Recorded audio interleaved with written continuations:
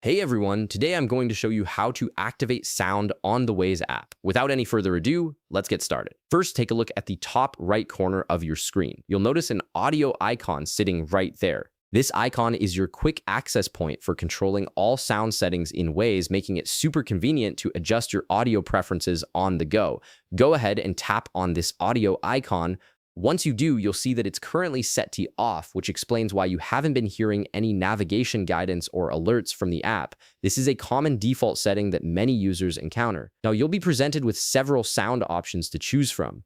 You can select normal for full voice guidance with all announcements and updates, less chatty if you prefer fewer interruptions while still getting important information, or only alerts if you just want critical notifications like accidents or police ahead. Pick the option that best suits your driving style and how much information you want to hear during your trips. However, if you don't see the audio icon on the top right corner of your screen, don't worry, there's an alternative way to access these settings. Simply tap the three horizontal lines located at the top left corner of the app. This will open up the main menu where you can access all of Waze's features and settings. From this menu, scroll down and tap on Settings. This section houses all the customization options for your Waze experience, from display preferences to privacy controls and everything in between. Once you're in the settings menu, look for and tap on Voice and Sound. This is where all your audio configurations live, giving you full control over how Waze communicates with you during navigation. Now, just like before, you'll see the same three options: normal, less chatty, or only alerts.